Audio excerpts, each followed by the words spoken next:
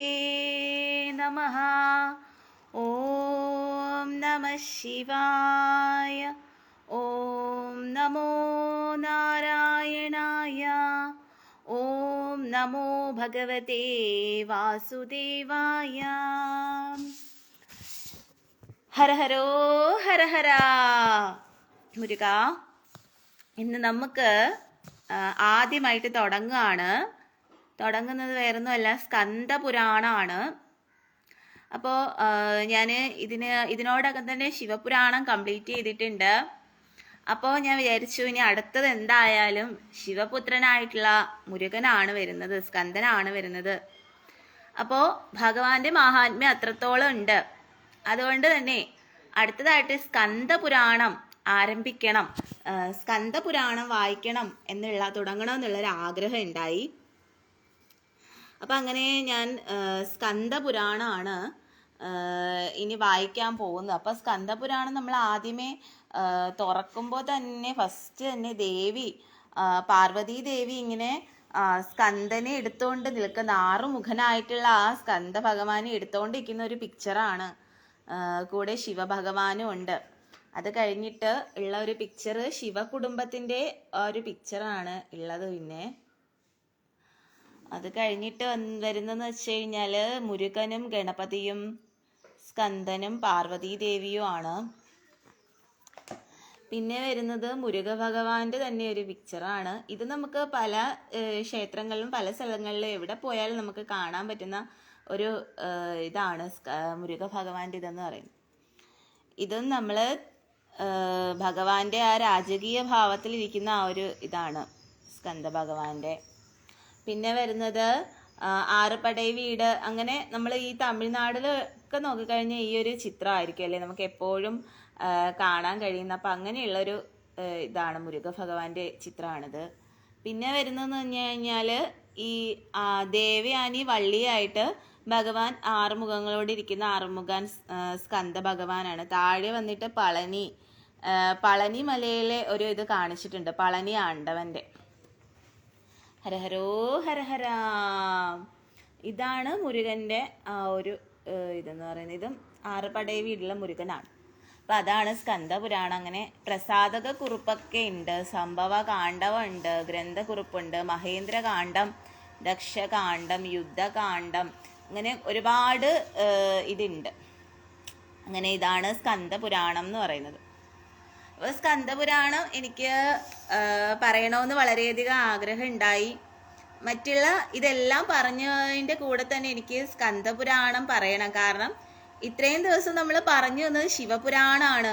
ശിവപുരാണം പറഞ്ഞതോടുകൂടി ഒരുപാട് മാറ്റങ്ങൾ, ഒരുപാട് കാര്യങ്ങൾ നമ്മുടെ സമൂഹത്തിലായാലും നമുക്ക് പല പല കാര്യങ്ങൾ നമുക്ക് മനസ്സിലായിട്ടുള്ളതാണ്.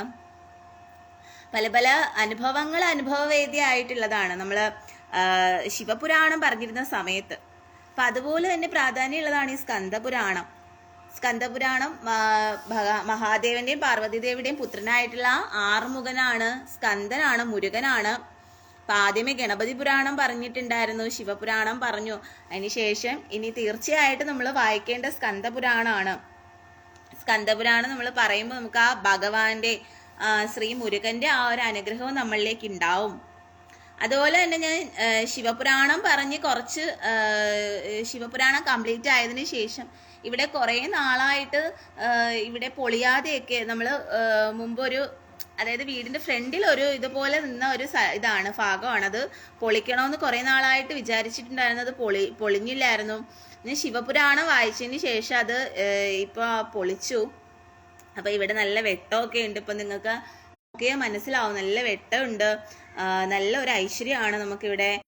ആ ഒരു എന്താ പറയാ, മഹാലക്ഷ്മിയുടെ കടാക്ഷം ഉള്ള പോലെ നമുക്ക് ആ ഒരു വെട്ടവും വെളിച്ചവും ഒക്കെ ഉള്ള പോലെ നമുക്ക് തോന്നും. അപ്പൊ പലരും വീടിന്റെ ഫ്രണ്ടിലൊക്കെ ഇതുപോലെ കുറെ ഇത് കാണുമല്ലേ, തടസ്സങ്ങളായിട്ടൊക്കെ ഉള്ള സംഭവങ്ങൾ കാണും, ഇരുളടഞ്ഞു കിടക്കുന്ന സാഹചര്യങ്ങളാണ്. അപ്പൊ അതൊക്കെ മാറ്റുക എന്നുള്ളതാണ്. നമുക്ക് എപ്പോഴും ആ വെളിച്ചം നമുക്ക് ഇങ്ങോട്ട് കിട്ടണം എന്നുള്ളതാണ്. അപ്പൊ അതുകൊണ്ട് അതും ഒരു ഭാഗ്യമായിട്ട് കരുതുകയാണ്.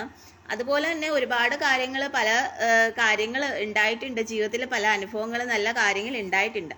അപ്പൊ അതുകൊണ്ട് തന്നെ ഞാൻ അടുത്തത് നമ്മുടെ മുരുക ഭഗവാന്റെ, അതായത് നമ്മുടെ ശിവഭഗവാന്റെ, ശിവന്റെയും പാർവതിയുടെയും പുത്രനായിട്ടുള്ള സ്കന്ദനാണ്, സ്കന്ദപുരാണമാണ് വായിക്കാൻ പോകുന്നത്. അപ്പോൾ സ്കന്ദപുരാണം അതായത് എൻ്റെ മാമനൊക്കെ എന്ന് പറഞ്ഞു കഴിഞ്ഞാൽ ഭയങ്കര മുരുക ഭക്തരായിരുന്നു. അവരെ വീട്ടിൽ തന്നെ മുരുക ഭഗവാനെ വെച്ച് ആചരിക്കുകയും അവിടെ നിന്ന് ശൂലമൊക്കെ കുത്തിക്കൊണ്ടാണ് നമ്മൾ മുരുക ക്ഷേത്രത്തിലേക്ക് പോയിക്കൊണ്ടിരുന്നത്. അപ്പം അങ്ങനെയുള്ള ഒരു ഇത് ഉണ്ടായിട്ടുണ്ട്. അപ്പം അതുകൊണ്ട് തന്നെ എനിക്ക് മുരുകഭക്തരാണ്. അമ്മയ്ക്കും അത്രയും മുരുകനെ ഭയങ്കര ഇഷ്ടമാണ്, മുരുകഭക്തരാണ്. അപ്പം അമ്മയും പളനിയിലൊക്കെ പോകണുണ്ടെന്ന് പറയുന്നുണ്ടായിരുന്നു. അപ്പോൾ ഒരുപാട് നമ്മുടെ ജീവിതത്തിൽ നമുക്ക് പല പല പ്രശ്നങ്ങൾ, പ്രതിസന്ധികൾ ഉണ്ടാകുന്ന സമയത്തൊക്കെ ഞാൻ പ്രാർത്ഥിക്കാറുണ്ട്. അപ്പോൾ എനിക്ക് ഒരുപാട് മാറ്റങ്ങൾ എൻ്റെ ജീവിതത്തിലായാലും ഉണ്ടായിട്ടുണ്ട്. അപ്പോൾ അതുകൊണ്ട് തന്നെ എനിക്ക് ഈ സ്കന്ദപുരാണവും വായിക്കണമെന്നുള്ളൊരു ഇത് മനസ്സിൽ തോന്നി. അതുകൊണ്ടാണ് ഞാൻ ഓടി വന്നത്. അപ്പം എല്ലാവരും കേൾക്കുക. ഞാൻ വായിച്ച് തന്നെ പോവുകയാണ്. കാരണം അച്ചടി ഭാഷയിലായതുകൊണ്ട് തന്നെ എനിക്ക് വായിച്ച് പോകാനാണ് കൂടുതൽ ഇഷ്ടം. അപ്പം ഞാൻ എൻ്റെ ജോലികളെല്ലാം ഒതുക്കി കഴിഞ്ഞു. ഇനി അടുത്തതെന്ന് വെച്ചാൽ ഇത് വായിച്ചിട്ട് എനിക്ക് ഒരു സ്ഥലം വരെയും പോകാനും ഉണ്ട്.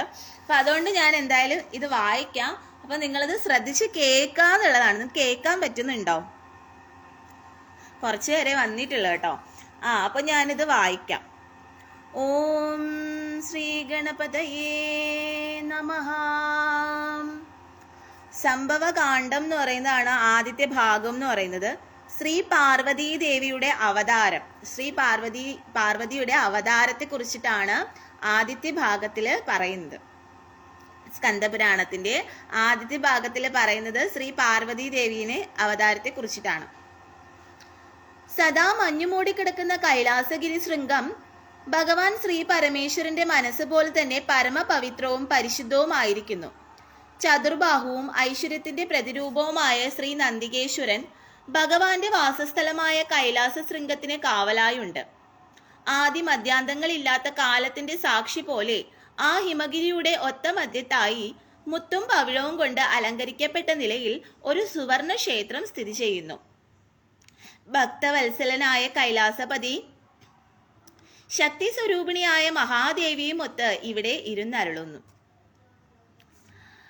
ശിവപാർഷദന്മാരും യക്ഷഗന്ധർവ കിന്നരന്മാരും ദേവന്മാരും മുനിശ്രേഷ്ഠന്മാരും നമശിവായ മന്ത്രത്താൽ ഭഗവാനെ പൂജിച്ചാദരിക്കുന്നു. ആ സമയത്ത് ലോകരക്ഷകനായ ശിവപെരുമാളിന്റെ പത്നീപദം അലങ്കരിക്കുന്ന ശ്രീ ശങ്കരി ഭഗവാന്റെ തൃപ്പാദങ്ങളിൽ നമസ്കരിച്ചുകൊണ്ട് എന്തോ ഉണർത്തിക്കാൻ എന്ന വണ്ണം തൊഴുതു നിന്നു.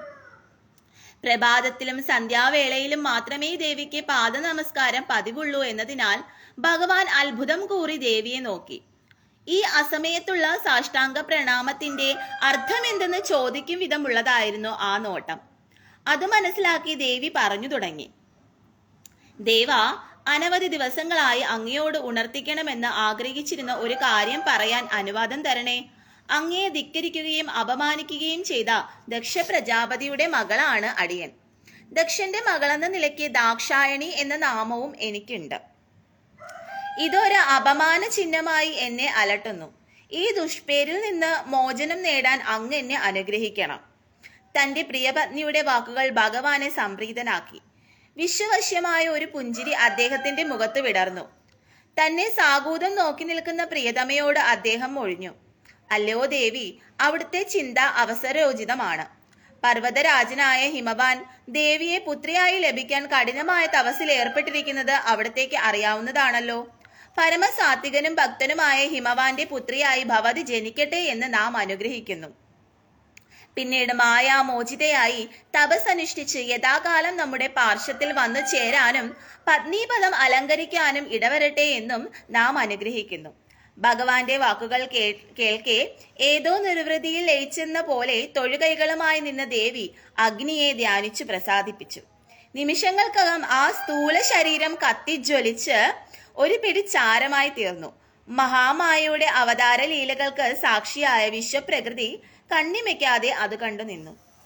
അപ്പോ ദേവി കൈലാസ പർവ്വതത്തിൽ ഇരുന്നു കൊണ്ട്, അതായത് ദക്ഷ പ്രജാപതിയുടെ ഒരു സംഭവങ്ങൾ ഇതൊക്കെ നിങ്ങൾക്ക് അറിയാവുന്നതാണ്. ഇതെല്ലാം കഴിഞ്ഞതിന് ശേഷമാണ് ദേവി പറയുന്നത്, ഞാൻ ഇങ്ങനെയുള്ള ഒരു ദക്ഷ പ്രജാപതിയുടെ മകളായിരുന്നല്ലോ, പുത്രിയായിരുന്നല്ലോ, അതുകൊണ്ട് അങ്ങക്ക് ഒരുപാട് അപമാനങ്ങൾ സംഭവിച്ചല്ലോ, അതിൽ എനിക്ക് വളരെയധികം വിഷമമുണ്ടെന്നൊക്കെ പറയുകയാണ്. അപ്പൊ ഭഗവാൻ പരമശിവൻ ദേവിയെ സമാധാനിപ്പിക്കുകയാണ്. എന്നിട്ട് പറയാണ്, ഹിമവാന്റെ പുത്രിയായിട്ട് നീ ജന്മം കൊള്ളേണ്ടതാണെന്ന് പറയുകയാണ്. അപ്പൊ ഹിമവാന്റെ പുത്രിയായിട്ട് ജന്മം കൊള്ളുക എന്ന് പറയുമ്പോൾ അത് പാർവതി ദേവിയുടെ രണ്ടാം ജന്മം, അതായത് ഉമാദേവി സതീദേവിയുടെ രണ്ടാം ജന്മമാണ് പാർവതി ദേവി എന്ന് പറയുന്നത്. അപ്പൊ ആ ഹിമവാന്റെ പുത്രിയായിട്ട് പാർവതി ദേവി രണ്ടാമത് ജന്മം കൊള്ളുകയാണ്. അപ്പൊ അതിനു വേണ്ടിയിട്ടാണ് ഇവിടെ ശിവഭഗവാൻ ദേവിയോട് പറയുന്നത്, ഉടനെ തന്നെ ദേവി തന്റെ ശരീരം ത്യജിക്കുകയും അങ്ങനെ അടുത്ത ഒരു ജന്മം, അതായത് പാർവതി ദേവിയായിട്ട് വരാൻ വേണ്ടിയിട്ട് സതീദേവി ഭസ്മീകരിച്ചത് ഒരു ഇതുണ്ടാവുകയും അതിലൂടെ സതീദേവിയിൽ നിന്ന് പാർവതിയിലേക്ക് ഉത്ഭവിക്കുകയും ചെയ്യുകയാണ്. ത്രികാലജ്ഞാനായ ശ്രീ പരമേശ്വരൻ നിസ്സംഗതയോടെ കണ്ണുകൾ പൂട്ടിക്കൊടും തപസ് ആരംഭിച്ചു. ഏറ്റവും പൗരാണികവും ഭാരതവർഷത്തിന്റെ ഭാഗതയും നിർണയിക്കുന്നതുമായ ഹിമാലയ പർവ്വതം, ആകാശത്തോളം ഉയർന്നു നിൽക്കുന്ന ഹിമവൽ സാനുക്കളിൽ നിന്ന് ഉത്ഭവിക്കുന്ന പത്മതീർത്ഥക്കരയിൽ അസാധാരണമായ ഇച്ഛാശക്തിയോടുകൂടി സാക്ഷാൽ പരമ്പൊരുളായ മഹാദേവിയെ തന്നെ തനിക്ക് പുത്രിയായി ലഭിക്കണമെന്ന് ധ്യാനിച്ചുകൊണ്ട് പർവ്വതരാജനായ ഹിമവാൻ അനേക വർഷത്തെ കൊടും തപസ്സിനൊടുവിൽ ഒരു നാൾ കൺതുറന്ന ഹിമവാൻ തനിക്ക് മുന്നിൽ കണ്ട ദിവ്യമായ കാഴ്ചയിൽ മയങ്ങിപ്പോയി. സ്ഫടികതുല്യം തെളിനീർ വഹിച്ചൊഴുകുന്ന വാഹിനി മധ്യത്തിൽ 1008 ഇതളുകളോടുകൂടിയ ഒരു താമര, അതിൽ ഉദിച്ചുയർന്ന സൂര്യദേവനെ പോലെ തേജസ് എഴുന്ന ഒരു സുന്ദര ശിശുരൂപം. അതെ, അനേക കാലത്തെ തന്റെ തപസ് ഫലം കണ്ടിരിക്കുന്നു. ലോകമാതാവായ മഹാദേവി ഒരു പൈതലിന്റെ രൂപത്തിൽ തനിക്ക് മുന്നിൽ അവതരിച്ചിരിക്കുന്നു. പുത്രീഭാവത്തിൽ തനിക്ക് കൈവന്ന അസാധാരണ ഭാഗ്യത്തിൽ ഹിമവാൻ പുളകിതഗാത്രനായി. അപ്പോൾ ഹിമവാന്റെ മുന്നില് കാണുകയാണ്, ഹിമവാൻ ഒരു താമര പൊയ്കയില് വലിയൊരു താമരയും ആ താമരയുടെ മധ്യത്തില് അതിസുന്ദരിയായിട്ടുള്ള ഒരു ദേവി, പാർവതി ദേവി അവിടെ ജനിക്കുകയാണ്. അങ്ങനെ ഹിമവാൻ ആ കുഞ്ഞിനെ കാണുകയാണ്. കണ്ട് വളരെയധികം ഹിമവാൻ സന്തോഷപ്പെടുകയാണ്. അത്യാഹ്ലാദത്തോടെ താൻ തപസ്സു ചെയ്ത് നേടിയ ശിശുവിനെയും മാറോട് അടക്കി പിടിച്ചുകൊണ്ട് പർവ്വതരാജൻ തന്റെ മണിമേടയിൽ മടങ്ങിയെത്തി. വർഷങ്ങളുടെ വിരഹത്തിനൊടുവിൽ തന്റെ ഇച്ഛാശക്തിയുടെ പ്രതീകമായി ഒരു ശിശുവിനെയും കൈകളിലേന്തി ഉത്സാഹഭരിതനായി നടന്നെടുക്കുന്ന ഭർത്താവിനെ കണ്ട് മേനാദേവി ആനന്ദാശ്രുക്കൾ പൊഴിച്ചു. ദൈവിക ഭാവം തുടിക്കുന്ന ആ കുഞ്ഞിന്റെ മുഖത്ത് നിന്ന് കണ്ണെടുക്കാൻ കുറെ നേരത്തേക്ക് അവൾക്കായില്ല. ഹിമവാൻ വിറപൂണ്ട കൈകളോടെ കുഞ്ഞിനെ പത്നിയെ ഏൽപ്പിച്ചുകൊണ്ട് പറഞ്ഞു, ദേവി, ഈ ശിശു സാക്ഷാൽ ശ്രീ പരമേശ്വരിയുടെ അവതാരമാണ്. ഭഗവാന്റെ കൃപ കൊണ്ട് നമുക്ക് കൈവന്നിരിക്കുന്ന സൗഭാഗ്യം, നമ്മുടെ ദീർഘകാലത്തെ തപസ്സിന്റെ സാക്ഷാത്കാരം. ആനന്ദാതിരേകത്താൽ നിറഞ്ഞൊഴുകുന്ന കണ്ണുകളോടെ മേനാദേവി കുഞ്ഞിനെ ഭർത്താവിൽ നിന്ന് ഏറ്റുവാങ്ങി. തുടർന്ന് പനിനീരും സുഗന്ധ വസ്തുക്കളും കലർത്തിയ ജലത്തിൽ മേനി കഴുകിച്ച് നവരത്നചകിതമായ പൊന്നാഭരണങ്ങൾ അണിയിച്ച് കനക നിർമ്മിതമായ കട്ടിലിൽ പട്ടുമെത്തമേൽ കുഞ്ഞിനെ കിടത്തി താരാട്ട് പാടി ഉറക്കി. അങ്ങനെ എന്ത് ചെയ്യുകയാണ്, ഹിമവാൻ ആ താമരക്കുളത്തില് അതിസുന്ദരിയായിട്ടുള്ള ഒരു പെൺകുഞ്ഞിനെ കാണുകയാണ്. അങ്ങനെ ആ പെൺകുഞ്ഞിനെ എടുക്കുകയാണ്. എന്നിട്ട് മനസ്സിലാക്കുകയാണ് ഇത് ദേവിയുടെ തന്നെ, പാർവതി ദേവി തന്നെ, അത് ഉമാദേവി തന്നെയാണ്, ആ സതീദേവിയുടെ അവതാരമാണെന്ന് മനസ്സിലാക്കിക്കൊണ്ട് ആ കുഞ്ഞിനെ എടുത്തുകൊണ്ട് കൊട്ടാരത്തിലേക്ക് വരികയാണ്. കൊട്ടാരത്തിലേക്ക് വരുമ്പോൾ മേന അവിടെ നിൽക്കുകയാണ്. പർവ്വതരാജന്റെ ഭാര്യയായിട്ടുള്ള മേന അവിടെ നിൽക്കുകയാണ്. അങ്ങനെ മേന ഓടി വന്ന് ആ പൊന്നോമന കുഞ്ഞിനെ വാരിയെടുക്കുകയാണ്. അങ്ങനെ ആ കുഞ്ഞിനെ വാരിയെടുത്ത് ലാളിക്കുകയാണ്. അതിനെ പട്ടുമെത്തയില് കിടത്തുകയാണ്.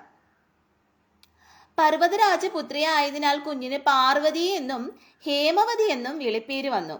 ഹിമവാന്റെ കൊട്ടാരത്തിൽ സകലവിധ ആഡംബരങ്ങളോടും കൂടി മാതാപിതാക്കളുടെയും പരിജനങ്ങളുടെയും സ്നേഹവാത്സല്യങ്ങളും ലാളനങ്ങളും ഏറ്റ് പാർവതി വളർന്നു. അപ്പോ പർവ്വതരാജന്റെ പുത്രിയായതിനാൽ തന്നെ കുഞ്ഞിന് പാർവതി എന്നുള്ള പേരാണ്, നാമധേയമാണ് ഉണ്ടായത്. അതുപോലെ ഹേമാവതി എന്നുള്ള ഒരു വിളിപ്പേരും ഉണ്ടായി. ഹിമവാന്റെ കൊട്ടാരത്തിൽ സകലവിധ ആഡംബരങ്ങളോടുകൂടി മാതാപിതാക്കളുടെയും പരിജനങ്ങളുടെയും സ്നേഹവാത്സല്യങ്ങളും ലാളനങ്ങളും ഏറ്റ് പാർവതി ദേവി വളർന്നു. മായാമയി ആണല്ലോ പരാശക്തിയായ ദേവി. അപ്പോൾ ദേവി എന്ന് പറയുന്നത് മായാമയി ആണല്ലോ. അതിനാൽ തന്നെ ബാലഭാവത്തിൽ ലീലാതൽപരയായും കേളി വിനോദത്തിൽ മുഴുകിയും ആ ബാലിക നാൾ കഴിച്ചു. സാക്ഷാൽ മഹാമായയുടെ വിനോദം എന്നല്ലാതെ എന്തു പറയാൻ. സർവചരാചരങ്ങളെയും സൃഷ്ടിച്ചും പാലിച്ചും സംഹരിച്ചും ത്രിലോകങ്ങളെയും ഭരിച്ചു പോരുന്ന പരാശക്തി ശിശുരൂപത്തിൽ മണ്ണിൽ അവതരിച്ചപ്പോൾ ഭക്തോത്തമരായ മാതാപിതാക്കളുടെ ഇച്ഛാനിർവഹണത്തിനായി ശൈശവ സഹജമായ ലീലകളാടുന്നു. അപ്പോ ആ ആദി പരാശക്തിയായിട്ടുള്ള മഹാമായ ദേവിയാണ് പാർവതി ദേവി. അപ്പൊ ആ ദേവി എന്തിനു വേണ്ടിയിട്ടാണ്? മനുഷ്യരുടെ എല്ലാം നന്മയ്ക്ക് വേണ്ടിയിട്ടും അവരെ സൃഷ്ടിച്ചും പാലിച്ചും സംഹരിച്ചും ഒക്കെ ദേവി ഇവിടെ നിലകൊള്ളുകയാണ്. അങ്ങനെയുള്ള ആ മഹാമായ ദേവിയാണ് പാർവതീ ദേവി എന്ന് പറയുന്നത്. മണ്ണടുപ്പുണ്ടാക്കിയും പാവകളെ പനിനീരിൽ കുളിപ്പിച്ചും അവയെ മാമൂട്ടിയും മടിയിൽ കിടത്തിയും പൊട്ടുകുത്തിയും കളിപ്പിക്കുന്നത് കണ്ടാൽ ആ ബാലിക പരാശക്തിയുടെ അവതാരമാണെന്നോ ഈ കേളികൾ വെറും മായാ വിനോദമാണെന്നോ കാഴ്ചക്കാർക്ക് തോന്നുകയില്ല. ദിവസങ്ങളും മാസങ്ങളും കടന്നുപോയി. ഹിമവാന്റെ മേടയിൽ പുത്രിയുടെ ജന്മദിനം 5 തവണ ആഘോഷിക്കപ്പെട്ടു. 5 വയസ്സ് പൂർത്തിയാകുമ്പോൾ തനിക്ക് ഭഗവത് പാദങ്ങൾ തേടി യാത്ര തിരിക്കേണ്ടതുണ്ടെന്ന് ദേവി ഓർത്തു. പാർവതി പിതാവിനെ സമീപിച്ച് താൻ തപസ്സനുഷ്ഠിക്കാൻ ആഗ്രഹിക്കുന്നുവെന്ന് ഉണർത്തിച്ചു. പുത്രിയുടെ ആഗ്രഹം അറിഞ്ഞ ഹിമവാൻ ഞെട്ടിത്തെരിച്ചുപോയി. കേവലം ഒരു പിഞ്ചു ബാലികയായ മകളെ തപസ് ചെയ്യാൻ അയക്കുകയോ? അപ്പോ പാർവതി ദേവി ജനിക്കുന്നത് തന്നെ ഒരു ഉദ്ദേശമുണ്ട്. അതായത് പരമശിവനെ ഭർത്താവായിട്ട് ലഭിക്കാൻ വേണ്ടിയിട്ടാണ് പാർവതി ദേവി രണ്ടാമത് ജനിക്കുന്നത്. അതായത് സതീദേവി നഷ്ടപ്പെട്ട ആ ഒരു വിരഹഭാവത്തില് ശിവഭഗവാൻ അവിടെ അലഞ്ഞു നടക്കുകയാണ്. അപ്പൊ ആ ഭഗവാനെ വീണ്ടും സതീദേവിയുടെ അവതാരമായിട്ടുള്ള പാർവതി ദേവിയായിട്ട് വന്ന് വീണ്ടും പരിണയിക്കാൻ വേണ്ടിയിട്ടാണ് ദേവി ഇങ്ങനെ ഒരു അവതാരം ഉണ്ടായിരിക്കുന്നത്. അതുകൊണ്ട് തന്നെ ദേവി എന്ത് ചെയ്യുകയാണ്? പിഞ്ചു ബാലികയായിരുന്നിട്ട് കൂടി 5 വയസ്സാകുന്ന സമയത്ത് ദേവി പറയുകയാണ് തനിക്ക് തപസ് അനുഷ്ഠിക്കാൻ വേണ്ടി പോവേണ്ടതാണെന്ന് തൻ്റെ അച്ഛനോട്, ഹിമവാനോട് ദേവി പറയുകയാണ്. അപ്പൊ നോക്കൂ, എത്ര പിഞ്ചു ബാലികയാണല്ലേ. ആ ചെറിയ ബാലികയായിരുന്ന സമയത്ത് തന്നെ പാർവതി ദേവി തപസ് അനുഷ്ഠിക്കാൻ വേണ്ടി പോവുകയാണ്. അപ്പൊ ഇത് കാണുമ്പോ ഹിമവാന് വളരെയധികം വിഷമം ഉണ്ടാവുകയാണ്.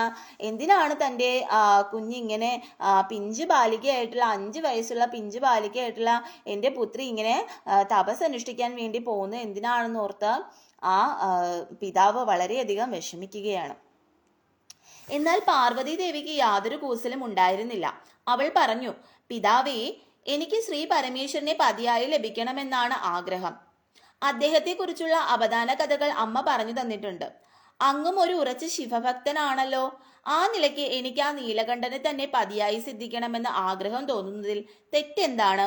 അങ്ങ് എനിക്കൊരു തപോമണ്ഡലം നിർമ്മിച്ചു തന്ന് എൻ്റെ ആഗ്രഹപൂർത്തിക്ക് അനുഗ്രഹിച്ചാലും. കേവലം 5 വയസ്സ് മാത്രം പ്രായമുള്ള പുത്രിയിൽ നിന്ന് തികച്ചും യുക്തിപൂർവവും പക്വവുമായ ഈ വാക്കുകൾ കേട്ട് അത്ഭുതവും വ്യസനവും പൂണ്ട ഹിമവാൻ ഇപ്രകാരം പറഞ്ഞു, മകളെ, നിന്റെ വാക്കുകൾ കേട്ടിട്ട് എനിക്ക് ഭയമാകുന്നു. വെറും 5 വയസ്സ് മാത്രം പ്രായമുള്ള ഒരു ബാലികയുടെ ജൽപ്പനങ്ങളായി അവയെ തള്ളിക്കളയാനും സാധിക്കുന്നില്ല. ശ്രീ പരമേശ്വരനെ തപസ് ചെയ്ത് പ്രത്യക്ഷപ്പെടുത്തുക അത്ര ക്ഷിപ്രപ്രസാദ്യമായിട്ടുള്ള കാര്യമല്ലെന്ന് അറിയുക. തപശ്ചര്യകളും നീ കരുതുന്നത് പോലെ അത്ര ലളിതമല്ല.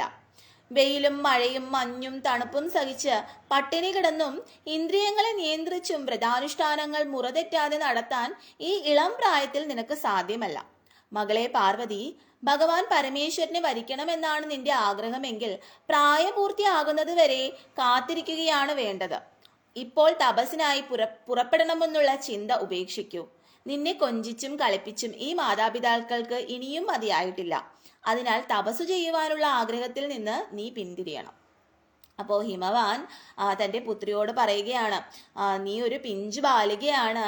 ശിവഭഗവാനോട് അങ്ങനെയുള്ള തപസ് എന്ന് പറയുന്നത് വളരെ കഠിനമായിട്ടുള്ള തപസ്സായിരിക്കും. അത് ആചരിക്കാൻ നിനക്ക് എന്തായാലും സാധിക്കുകയില്ല. അതെന്ന് പറയുന്നത് വളരെ പാടാണ് അല്ലേ. വെയിലും തണുപ്പും ചൂടും ഇതെല്ലാം സഹിച്ച് ഭക്ഷണം ഒന്നും ഇല്ലാതെ കൊടും വേനലിൽ കഠിനമായിട്ടുള്ള ഒരു പ്രദേശത്ത് അല്ലെങ്കിൽ ഒരു വനത്തിൽ പോയിരുന്ന് ഇങ്ങനെ ഒരു തപസ് ചെയ്യാന്ന് പറയുന്നത് നിസ്സാരമായിട്ടുള്ള കാര്യമല്ല. അതുകൊണ്ട് തന്നെ നീ അങ്ങനെ ഒരു തപസ്സിന് മുതിരരുത്. അത് മാത്രമല്ല, നീ ഒരു പിഞ്ച് ബാലികയാണ്. ഞങ്ങൾക്ക് നിന്നെ കൊഞ്ചിച്ച് മതിയായിട്ടില്ല, നിന്നെ ലാളിച്ച് ഞങ്ങൾക്ക് മതിയായിട്ടില്ല. അതുകൊണ്ട് തന്നെ നീ ഒരിക്കലും അങ്ങനെ ഒരു തപസ്സിന് പോവരുത്.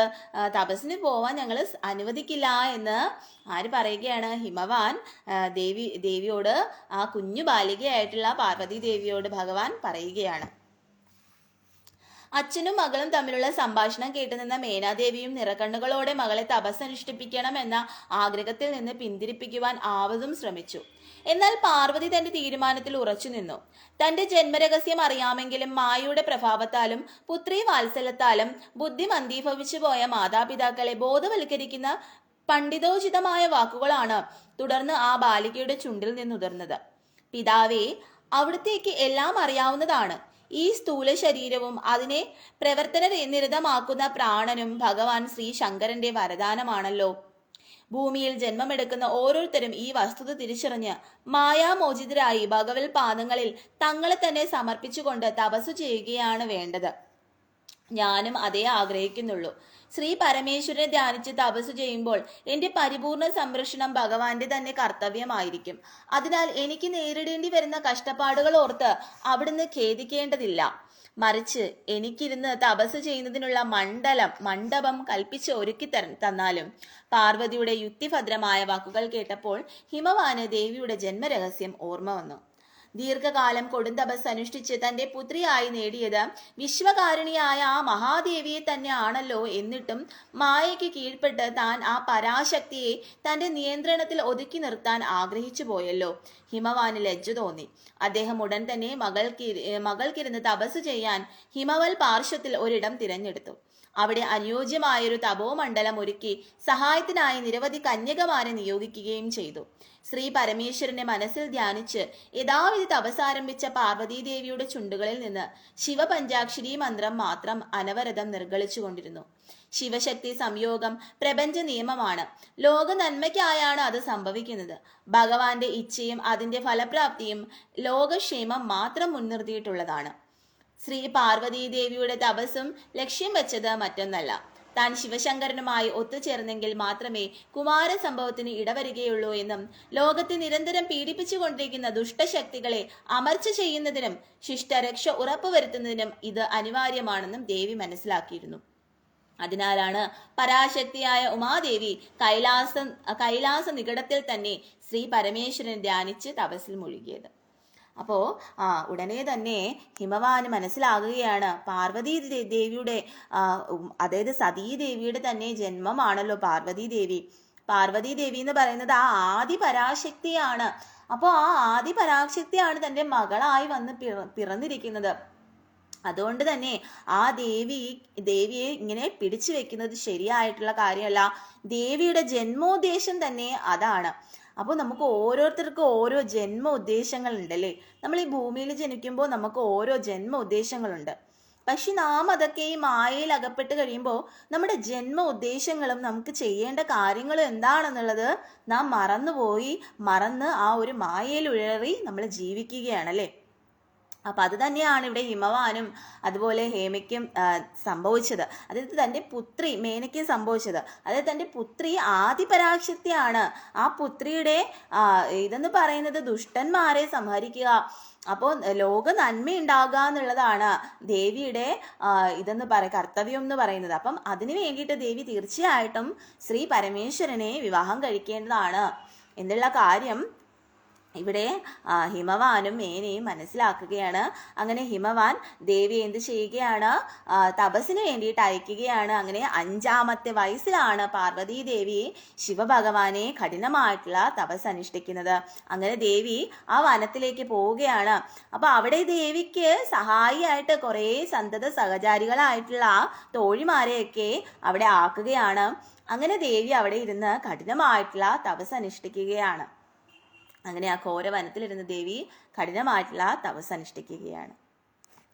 ഓം സ്കന്ദായ നമഃ, ഓം കുമരായ നമഃ, ഓം ആദിപരാശക്തി നമഃ, ഹര ഹര മഹാദേവ. ഓം സ്കന്ദായ നമഃ. ഇതാണ് നമ്മുടെ ഇന്നത്തെ ഭാഗം 1 എന്ന് പറയുന്നത്.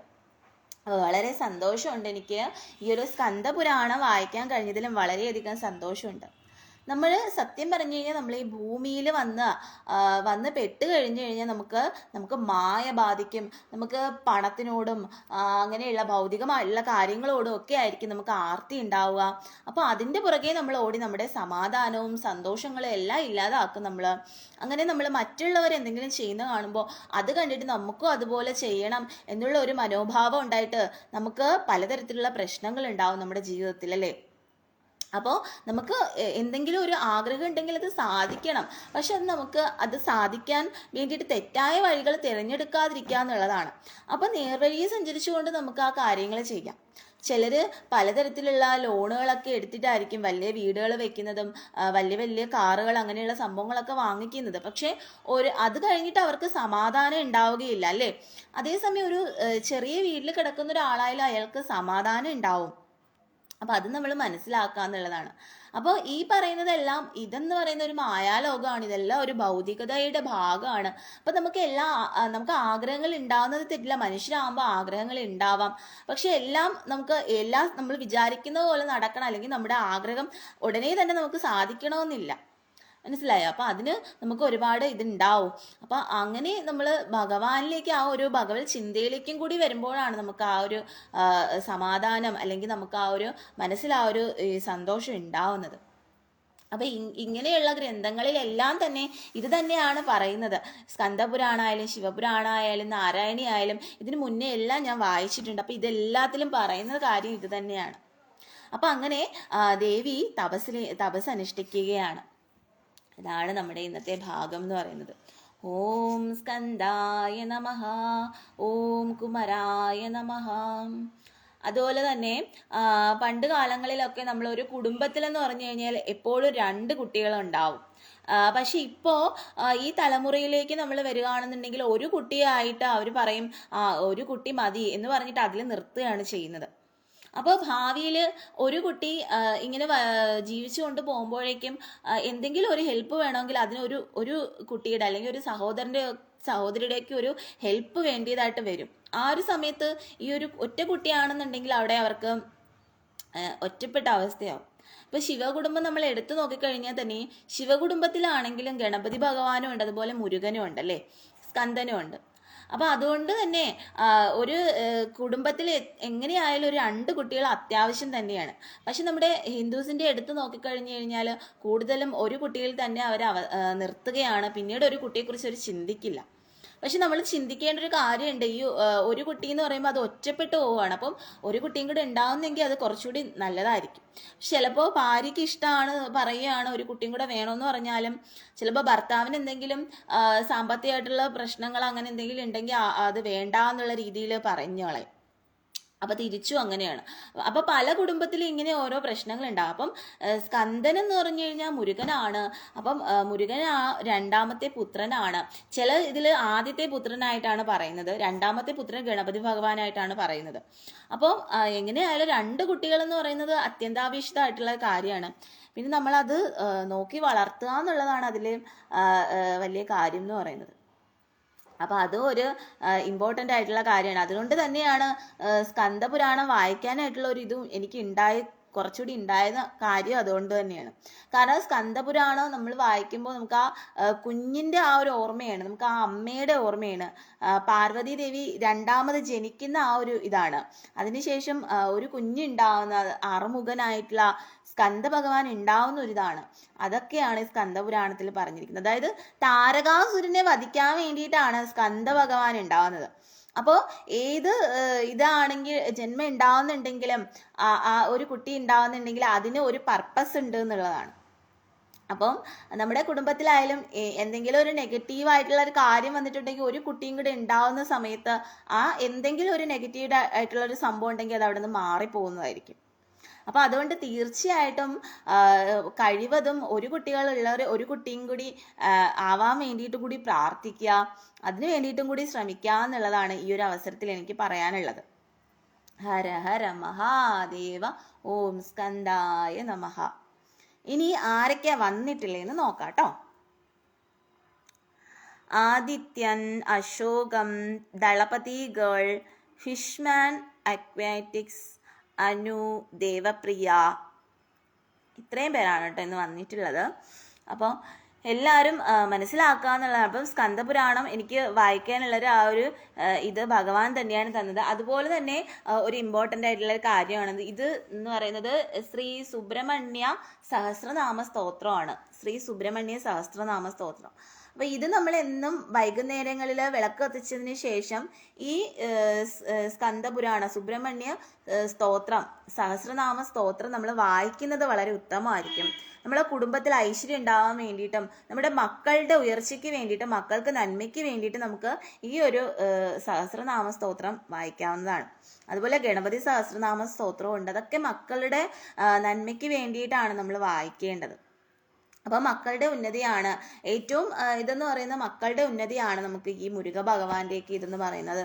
മക്കളുടെ നന്മയ്ക്ക് അവരുടെ പഠിത്ത കാര്യങ്ങൾ നല്ലതാവാനും അവരുടെ ഉയർച്ചയ്ക്ക് വേണ്ടിയിട്ടുമാണ് നമ്മൾ ഈ പറയുന്ന സുബ്രഹ്മണ്യ സ്വാമീനെ ഒരുപാട് നമ്മൾ പൂജിക്കുന്നത്. അങ്ങനെയൊക്കെയാണ്.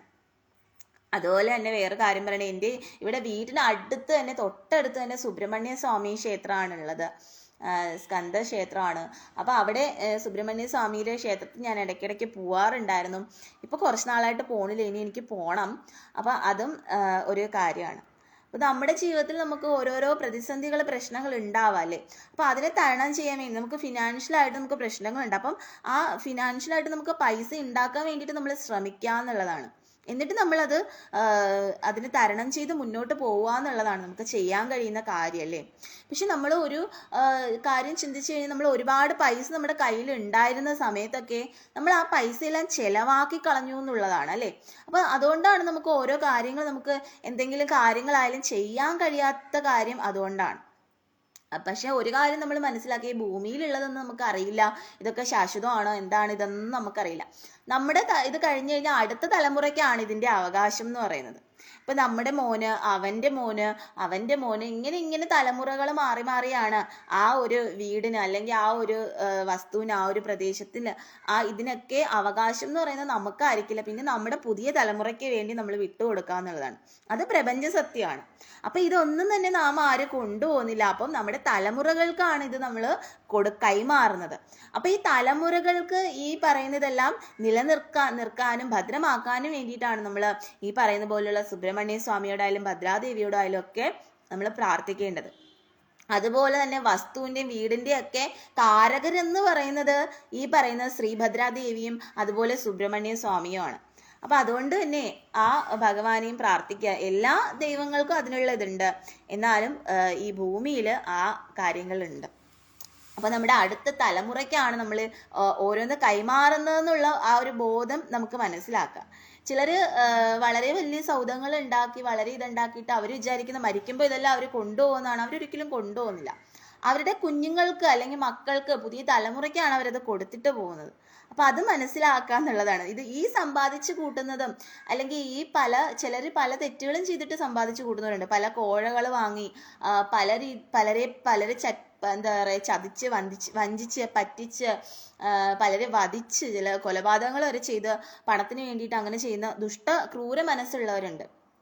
അപ്പം ഇതൊക്കെ ആർക്ക് വേണ്ടിയിട്ടാണ് ഇവർ ഉണ്ടാക്കുന്നത്? അവർക്ക് വേണ്ടിയിട്ടാണോ? അവർ മരിക്കുമ്പോൾ ഇതെല്ലാം അവർ കൊണ്ടുപോകും? ഒരിക്കലും ഇല്ല. അവരുടെ തലമുറയായിരിക്കും ഇത് വെച്ച് അനുഭവിക്കുന്നത്. അവരുടെ തലമുറ അത് നല്ല രീതിയിൽ കൊണ്ടുപോയി കഴിഞ്ഞാൽ അത് വീണ്ടും അടുത്ത തലമുറയിലേക്ക് പോകും. അങ്ങനെയാണ്. അപ്പം അത് നമ്മൾ ചെയ്യുമ്പോൾ ഒരു സമ്പാദ്യം നമ്മൾ ഉണ്ടാക്കുമ്പോൾ അല്ലെങ്കിൽ എന്തെങ്കിലും കാര്യം ചെയ്യുമ്പോൾ തെറ്റുകൾ അങ്ങനെയുള്ള ക്രൂര തെറ്റുകൾ ചെയ്ത് നമ്മൾ സമ്പാദിച്ച് ഒന്നും ചെയ്യാതിരിക്കുക എന്നുള്ളതാണ്. നേർവഴി കൂടെ സമ്പാദിച്ച് ഒരു വീട് വെക്കുന്നതും തെറ്റായ രീതിയിൽ സമ്പാദിച്ചൊരു വീട് വെക്കുന്നതും രണ്ടാണ്. മനസ്സിലായോ? അപ്പം അത് തീർച്ചയായിട്ടും എല്ലാവരും മനസ്സിലാക്കേണ്ട കാര്യമാണ്. പലരും ഈ കാലഘട്ടത്തിൽ അത് മനസ്സിലാക്കുന്നില്ല. പണം സമ്പാദിക്കാൻ വേണ്ടി അല്ലെങ്കിൽ പണം ഉണ്ടാക്കാൻ വേണ്ടി എന്തും ചെയ്യും, എന്ത് തെറ്റും ചെയ്യും. അപ്പം ഇങ്ങനെ തെറ്റുകൾ ചെയ്ത് ഇതും ചെയ്തിട്ട് സമ്പാദിച്ച് എന്തെങ്കിലും ചെയ്യുന്ന ഇതിനോ പണത്തിനോ ഒന്നും ഒരു ഇതുണ്ടാവില്ല, ഒരു വാല്യൂ ഉണ്ടാവില്ല. അത് കുറേ നാൾ കഴിയുമ്പോൾ അത് ഇല്ലാതാവുക തന്നെ ചെയ്യും. അതുകൊണ്ട് കടമെടുത്ത് ചെയ്യുന്നതോ ഒക്കെ കടം നമ്മൾ തീർക്കുകയാണ്. എന്നാൽ ഈ കടം എടുക്കുന്നതെന്ന് പറയുന്നത് നമുക്ക് ടെൻഷനുള്ള കാര്യമാണ്. മനസ്സിലായോ? അപ്പം അതുകൊണ്ട് തെറ്റുകൾ ചെയ്യാതിരിക്കുക. നമ്മൾ പണത്തിന് വേണ്ടിയിട്ട് ഇങ്ങനെയുള്ള ദ്രോഹങ്ങൾ ആരെയും ചെയ്യാതിരിക്കുക എന്നുള്ളതാണ്. അപ്പം അങ്ങനെ ചെയ്യാതെ നമ്മൾ ആ നേർവഴിയിൽ കൂടെ സഞ്ചരിച്ച് നമ്മൾ മുന്നോട്ട് പോവുക. ഇനി നമുക്ക് ഭൂമിയിൽ ഒരു ഭൗതികമായിട്ടുള്ള ഒരു സന്തോഷങ്ങളും ഒരു കാര്യങ്ങളും നമുക്ക് കിട്ടിയില്ലെങ്കിലും നമ്മൾ വിഷമിക്കേണ്ട ആവശ്യമില്ല. ആ ഭഗവാനെ അല്ലെങ്കിൽ ഭഗവതിയൊക്കെ മുറുകെ പിടിക്കുക, പ്രാർത്ഥിച്ച് മുന്നോട്ട് പോവുക. നമുക്ക് തീർച്ചയായും നമ്മുടെ മരണശേഷം നമുക്ക് അവിടെ, അതായത് ഏത് ലോകമാണോ അവിടെ നമുക്ക് ഒരു ഇത് ഉണ്ടാവുന്നതായിരിക്കും. അത് എവിടെ ആയാലും ശരി തന്നെ, മനസ്സിലായി. അപ്പം അത് നമ്മൾ മനസ്സിലാക്കി എല്ലാവരും മുന്നോട്ട് പോവാന്നുള്ളതാണ്. ഓം സ്കന്ദായ നമഃ, ഓം കുമരായ നമഃ, ഹരഹരോ ഹരഹര, ഹരഹരോ ഹരഹര. അപ്പം ഇന്ന് നമുക്ക് സ്കന്ദപുരാണത്തിൻ്റെ ഭാഗം 1 വായിച്ചത്. ഇന്ന് നമുക്ക് അടുത്ത ഭാഗം, സ്കന്ദപുരാണത്തിൻ്റെ അടുത്ത ഭാഗം അടുത്ത ക്ലാസ്സിൽ നമുക്ക് വായിക്കാം. ഇപ്പം ഞാൻ ഇനി ഓൺലൈനിൽ കുറച്ച് ജോബുണ്ട്, അപ്പം അതിന് വേണ്ടിയിട്ട് പോവുകയാണ്. ഇന്ന് ഓഫീസിലേക്ക് പോകണ്ട, ഇന്ന് വീട്ടിലിരുന്നാണ് ചെയ്യേണ്ടത്. അപ്പം അതുകൊണ്ട് അതിൻ്റെ കാര്യങ്ങൾക്ക് വേണ്ടിയിട്ട് ഞാൻ പോവാണ്.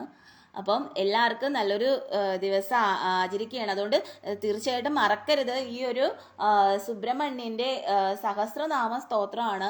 ഇത് തീർച്ചയായിട്ടും എല്ലാവരും വീടുകളിൽ വായിച്ച് എന്നും വൈകുന്നേരം വിളക്ക് കത്തിച്ചിട്ട് ഈ ഒരു സുബ്രഹ്മണ്യ സഹസ്രനാമ സ്തോത്രം വായിക്കാൻ കഴിയുമെങ്കിൽ വായിക്കാം. മറ്റുള്ള ഗ്രന്ഥങ്ങൾ വായിക്കുന്നതിനോടൊപ്പം തന്നെ നമ്മൾ ഈ ശ്രീ സുബ്രഹ്മണ്യ സഹസ്രനാമ സ്തോത്രം കൂടി വായിക്കാം. അത് വായിക്കുന്നത് ഉത്തമമായിരിക്കും. ഹരഹരോ ഹരഹര.